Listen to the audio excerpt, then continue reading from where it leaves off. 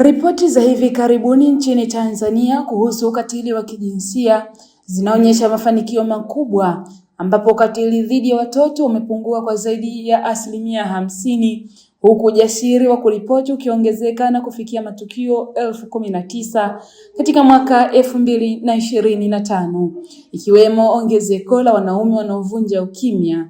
Serikali kupitia mpango kazi wa taifa na mashirika kama WiLDAF na TAMWA na mashirika mengine 18 ambayo yanaunda Umoja wa Jamii Salama Initiatives yameimarisha huduma za kisheria na kisaikolojia nchi nzima ili kuhakikisha manusura wanapata haki kwa haraka kupitia namba ya msaada 116 na madawati ya kijinsia. Jina langu naitwa Anapili Ngome na tokea Jamii Salama Initiative, lakini tunafanya kazi na taasisi ya Kaya Foundation, ambayo Kaya Foundation ni moja kati ya partner wa kwenye huu muunganiko wa taasisi ambazo kwa pamoja tunaitwa Jamii Salama Initiative, ambalo tuna lengo la kuhakikisha kwamba jamii inakuwa salama kutokana na ukatili wa kingono na ukatili wa kijinsia maeneo ya kazi na maeneo ya wazi. Tumekuwa tukiona kwa kawaida jamii yetu inachukulia vitu sawa tu. Kwa mfano, wanawake wanapokuwa kwenye magari, labda kwenye madaladala au usafiri mwingine wa umma, ni kawaida kuwa wanaitwa majina mbalimbali ambayo tunaona yanatweza utu wa mwanamke.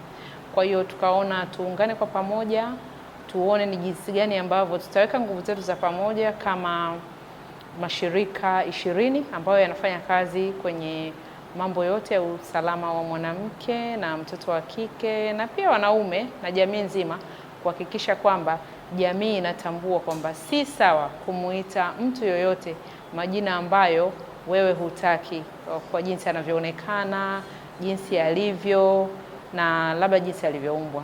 Ndio haswa lengo la Jamii Salama Initiative.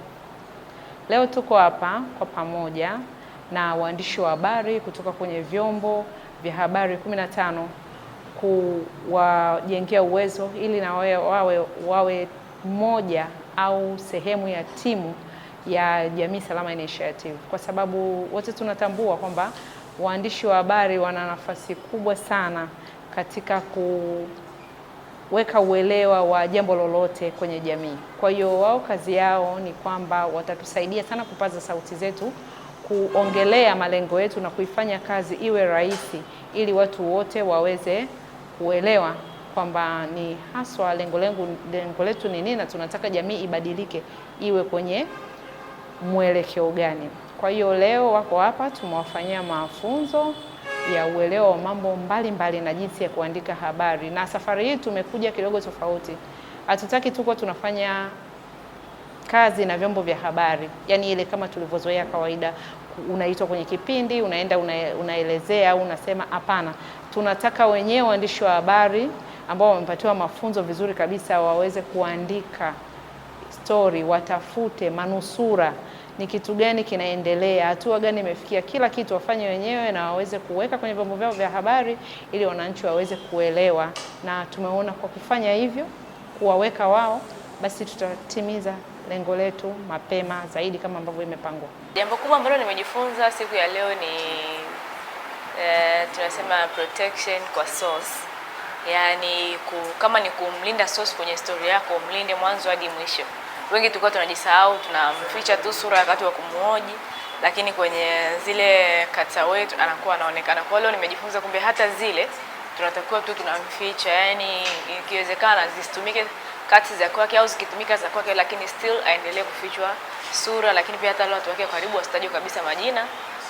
Hiyo inasaidia kumlinda source. Katika kwenye mafunzo haya nimejifunza kitu kimoja. Victim unatakiwa mfano unakwenda kumhoji mtu ule victim ambaye amepatwa na kile kitendo au amefanywa unyanyasaji wa kijinsia. Utakiwa kwenda yani kuna maswali ambayo yanamwataki au yanamguide moja kwa moja, na yeye anajifeel kama vile ni kweli mimi nimefanywa kitendo. Mtu amefanywa kitendo cha ukatili wa kijinsia, uweze kufika kwanza kusema kwa hiyo ulitaka kufanyaje? Kwa lazima utaenda kulingana na ile self awareness ya wewe kwamba huyu ni approach vipi ili aweze kunipa detail ambazo zitakuwa zinanisaidia mimi kwenye namna ya kuripoti habari yangu.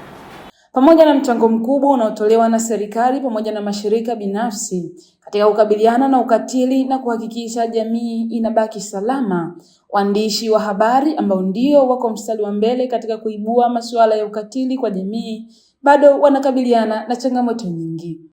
Changamoto kubwa ambayo nakutana nayo kwenye kuripoti habari za masuala ya gender ni kwanza kukosa kujua hatima nzuri ya story ambayo unakuta umeianzisha, kutokana na kwamba mwanzoni sosi anakuwa anazungumza vizuri au hatua za mwanzo zinaanza vizuri kwenye kuripoti case, alafu ukifika kule juu pengine kusuasua kunaanza kutokana na mamlaka husika labda ambazo zinafuatilia hilo jambo kwa muda huo, au hata source mwenyewe akifika, yani story imeshaenda pengine anapata vitisho kutoka kwa watu wake wa karibu au kutoka kwa watu waliomfanyia ukatili au kutoka kwa familia yenyewe kwamba achana mambo ya kuzungumza na vyombo vya habari, unajidhalilisha. Kwa hiyo unakuta kujua ile hatima nzuri kwamba story yako imeishiaje, sosi anakuja kubadilika na kuwa kupita na muafaka, sababu pengine ameshajazwa maneno kwamba achana na vyombo vya habari, unajitangaza kwanza, unajiaibisha.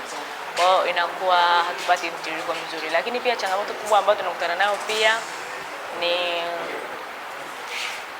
ni changamoto ya source pale ambapo unakuta katumika source ambaye ana influence au ana ushawishi mkubwa kwa jamii, kiasi kwamba kwa mfano ni mtu wa serikali labda akafanya huo ukatili, ukiripoti ile case wewe mwandishi unakuwa threatened, lakini pia hata yule aliyefanywa ile ukatili anakuwa threatened. Kwa hiyo inakuwa ngumu kumaliza hiyo case kama aliyefanya ukatili ni mtu mkubwa serikalini. Changamoto nyingi ambazo tunakutana nazo kwenye mambo ya ukatili wa kijinsia mara nyingi inatokana na pale ambapo unapoenda kuchukua habari au kuripoti habari, yule mtu ambaye anatakiwa kumfanyia mahojiano anakupa detail ambazo unaona zina hang, unasema kwamba nahitaji detail zaidi. Unasema kwamba unahitaji detail zaidi, unahitaji watu ambao wanamzunguka au jamii ambayo inamzunguka iweze pia kuhusika kwenye taarifa ambayo unatakiwa kuitoa ili jamii iweze kuelewa zaidi, ila mwitikio unakuwa ni mdogo kwenye kile kitendo, maybe kwa kuhofia kwamba labda wanaweza akatoa taarifa labda zipo nyuma pazia, labda kuna vitu vingine. Kwa support ya jamii kwenye kile ambacho unatakiwa kutoa na kuihabarisha umma inakuwa ni mwitikio mdogo sana. Ile pale ni changamoto ambayo tunakutana nayo wakati wa uandishi wa habari na kuripoti mambo ya unyanyasaji wa kijinsia. Mashirika binafsi pamoja na serikali bado wana nafasi kubwa ya kuhakikisha waandishi wa habari wanabaki salama pindi wanaporipoti masuala ya ukatili, lakini pia ni wajibu wa jamii kutoa ushirikiano pindi matukio ya ukatili yanapojitokeza kwa lengo la kuhakikisha jamii inabaki salama. Mimi ni Neema Yohana na hii ni Dosti Media.